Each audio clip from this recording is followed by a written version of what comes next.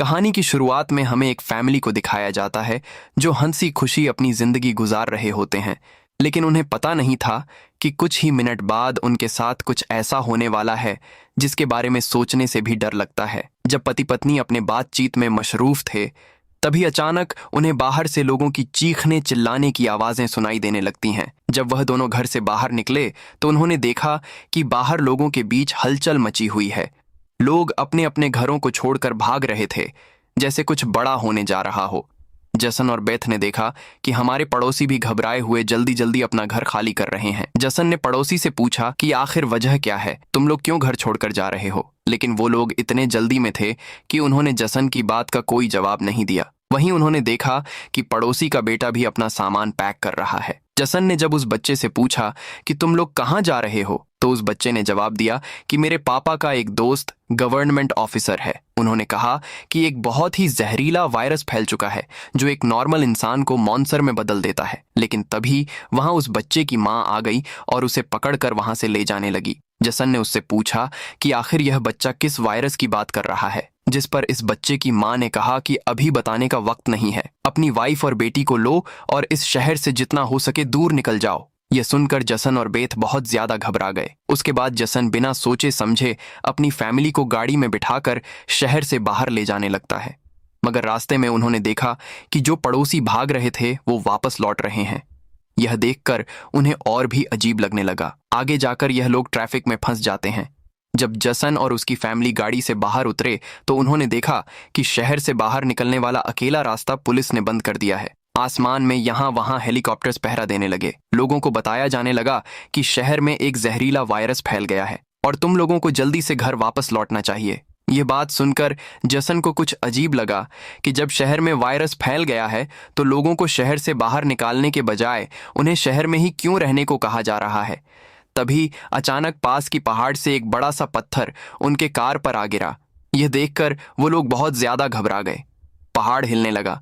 तभी उस पहाड़ के पीछे से 2 मिलिट्री के फाइटर जेट्स निकलकर शहर की तरफ बढ़े। वो 2 फाइटर जेट्स पूरे शहर पर बमों की बारिश करने लगे, जिससे पूरा शहर राख में बदल गया।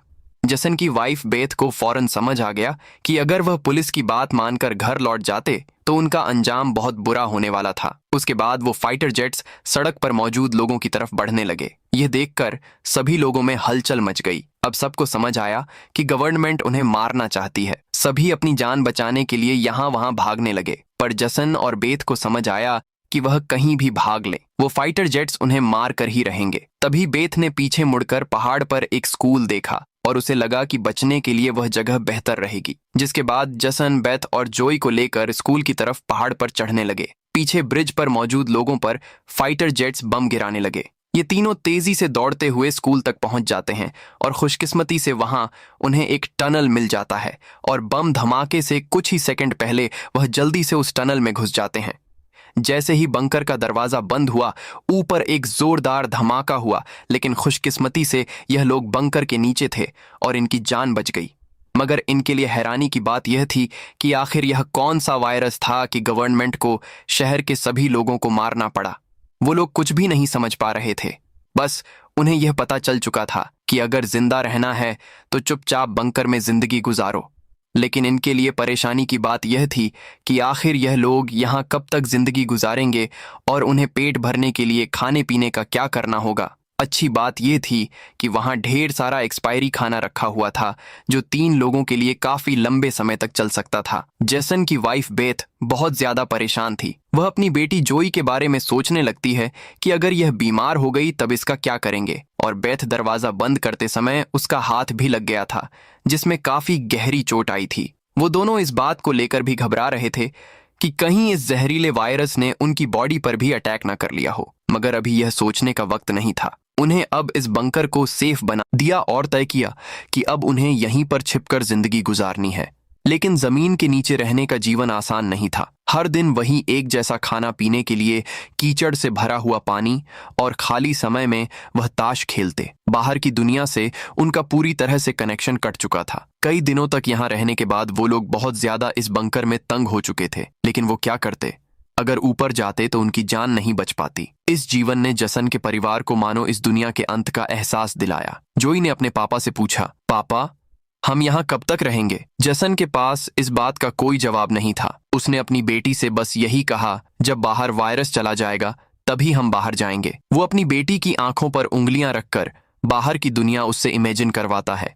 इस तरह से दिन गुजरते गए। उन्हें नहीं पता था कि बाहर निकलने के इंतजार में उन्हें यहाँ इस बंकर में 300 से भी ज्यादा दिन गुजर चुके हैं। जोई अपनी माँ की बनाई हुई पेरिस्कोप से बाहर की दुनिया को देखती है। बाहर चारों ओर बस तबाही का मंजर नजर आ रहा था, जैसे यह पूरी दुनिया जलकर राख हो गई हो। वहां किसी भी इंसान का नामो निशान तक नहीं था। यह सब देखकर उस छोटी बच्ची को लगने लगा कि शायद हम इस दुनिया के आखिरी बचे हुए लोग हैं। माँ ने उसे दिलासा दिया कि तुम ऐसा मत सोचो, शायद तुम्हारे दोस्त भी हमारी तरह कहीं छुपे हुए हों। अब रात हो चुकी थी और डिनर का समय हो चुका था। उनके पास अब खाना भी कम बचा हुआ था, इसीलिए वह तीनों थोड़ा सा खाना खाकर काम चला रहे थे। लेकिन आज जोई की जिद पर उसे पूरा एक कैन का डिब्बा दिया गया। जोई ने जब टिन का डिब्बा खोला तो उसने देखा कि टिन का डिब्बा अंदर से खाली है। इस डिब्बे के पीछे की तरफ एक छोटा सा छेद था, शायद कोई चीज इसमें से खाना चुरा गई थी। बेथ ने सारी बची हुई डिब्बों की जांच की तो पता लगा कि पूरे 12 डिब्बे खाली थे। यह देखकर वो बहुत ज्यादा परेशान हुए, क्योंकि यह तो उनके 2 हफ्तों का राशन था।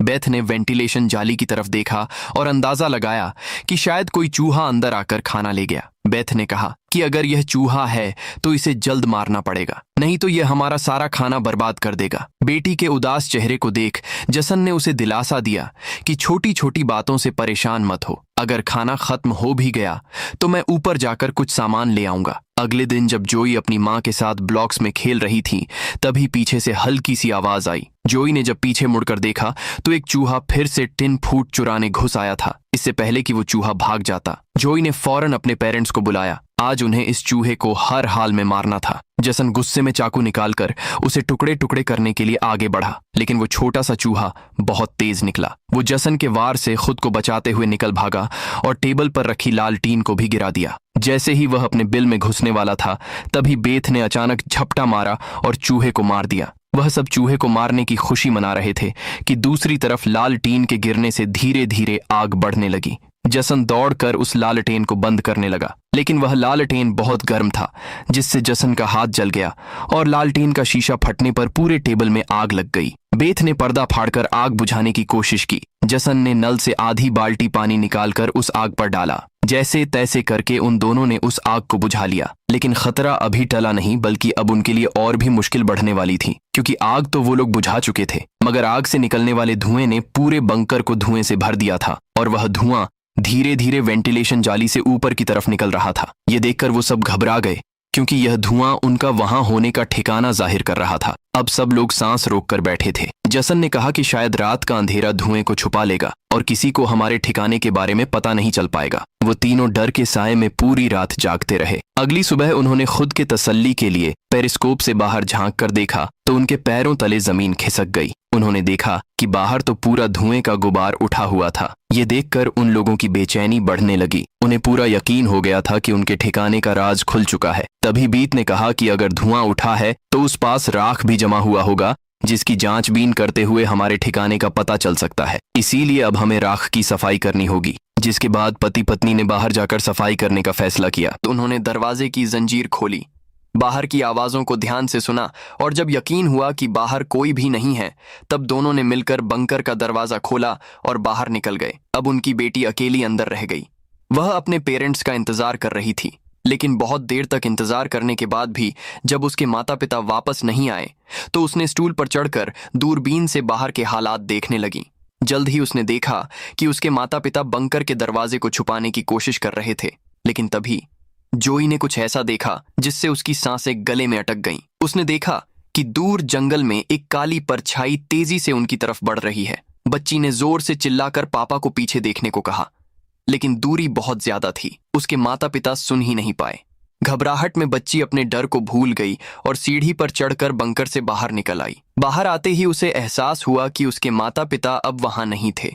बच्ची ने बेचैनी में जोर जोर से अपने माता पिता को पुकारना शुरू किया। तभी पीछे से अचानक उसका मुंह किसी ने दबोच लिया। यह कोई और नहीं बल्कि उसकी माँ थी। कुछ सेकंड्स बाद एक जंगली हिरण का झुंड तेजी से वहां से गुजरा। हालांकि वह तीनों बाल बाल बचे, लेकिन बीत का डर और ज्यादा बढ़ने लगा। इन हिरणों का इस तरह भागना जरूर किसी खतरनाक चीज से बचने की कोशिश थी।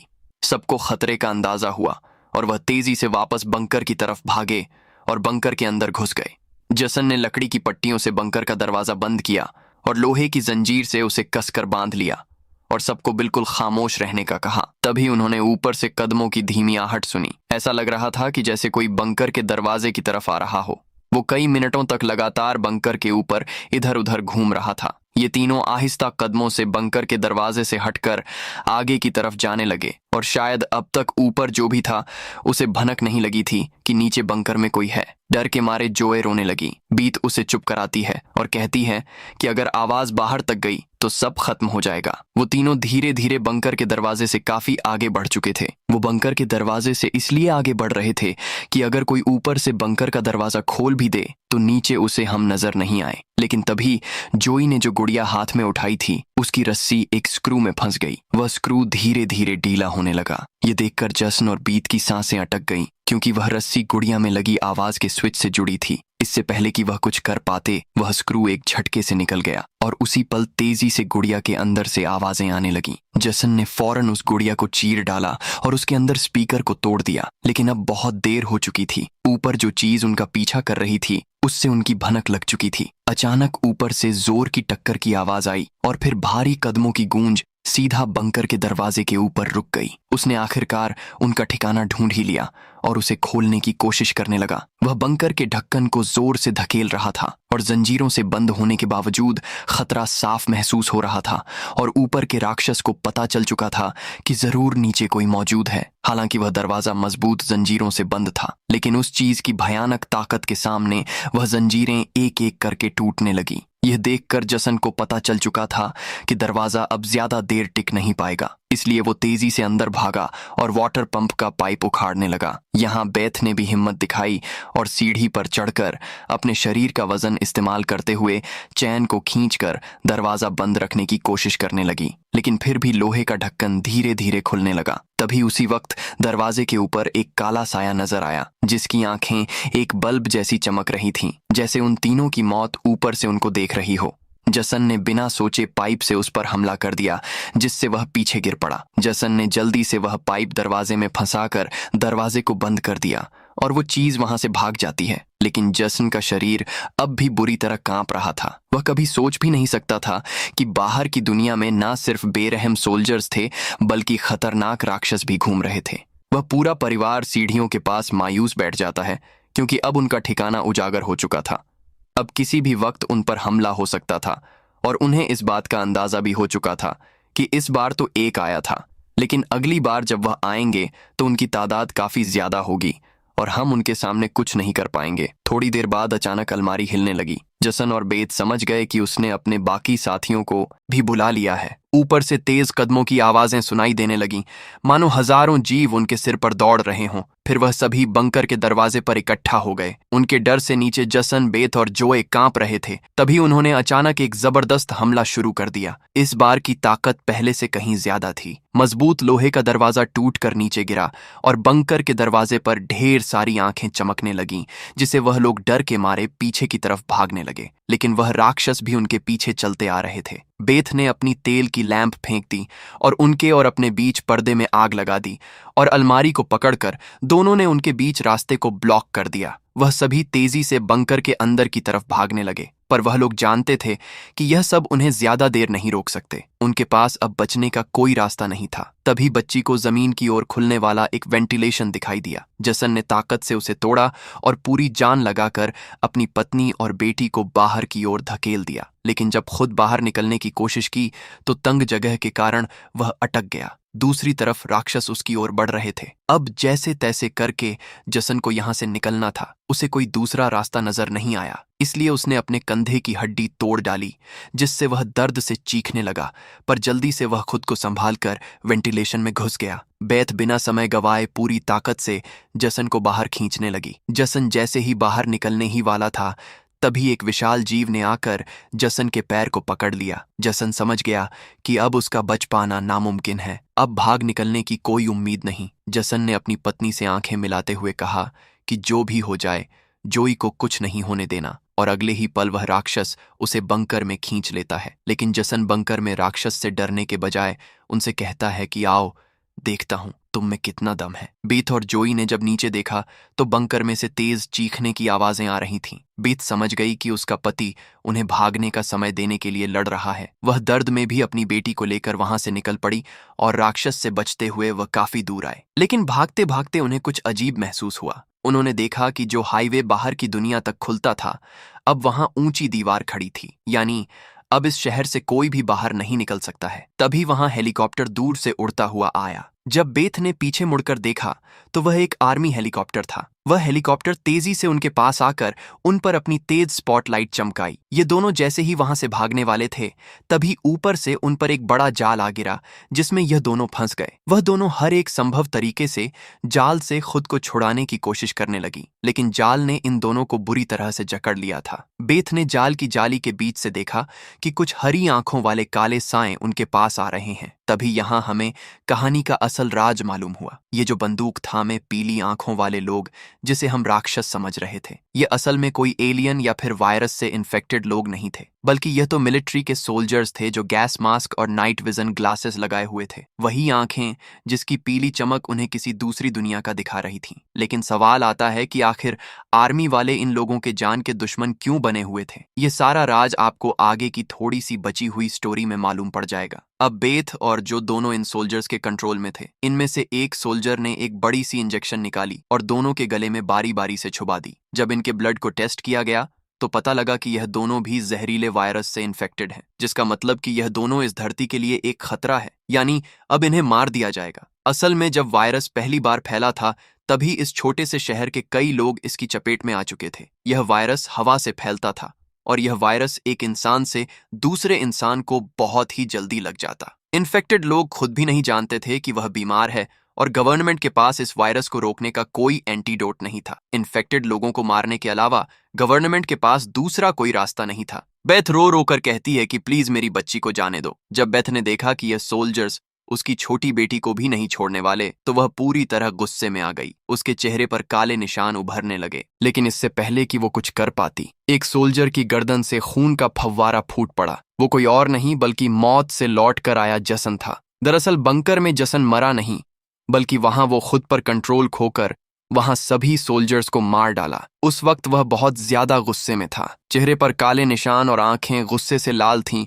और उसके जिस्म की ताकत कई गुना बढ़ चुकी थी और साफ दिख रहा था कि वह अब पहले वाला जसन नहीं, बल्कि वह एक अलग रूप में दिखाई दे रहा था। वो सोल्जर्स पर झपट पट कर उन्हें मारने लगा, लेकिन वह गर्म हथियारों की गोलियों को नहीं रोक पाया और जमीन पर गिर गया। जब वह सोल्जर बेथ और जोई की तरफ बढ़े तो वह दोनों जाल तोड़कर भाग चुकी थी। सोल्जर्स उन्हें यहां वहां ढूंढने लगे, लेकिन उन्हें यह अंदाजा नहीं था कि बेथ भी एक राक्षसी रूप में बदल चुकी थी। उसने जो को एक कार के अंदर छुपा दिया और खुद उन सोल्जर्स से लड़ने लगी। उसने कई सोल्जर्स को मार गिराया और फिर खुद भी गोली लगने से कार की छत पर गिर पड़ी। अंधेरे में छुपी उसकी बेटी ने यह सब देख लिया। अपने माता पिता की हालत देखकर वह भी गुस्से में आकर अपना आपा खो बैठी। एक छलांग में उसने एक सोल्जर को गिराकर उसका मास्क तोड़ दिया और उसे मारने ही वाली थी कि बेथ ने समय रहते उसे रोक दिया। वह नहीं चाहती थी कि उसकी बेटी भी एक दरिंदा बन जाए। बेथ ने उसे शांत किया। धीरे धीरे लड़की की नसों की हरियाली गायब हो गई और वह फिर से इंसान में बदल गई। लेकिन सोल्जर की किस्मत इतनी अच्छी नहीं थी। उसका सेफ्टी मास्क टूट चुका था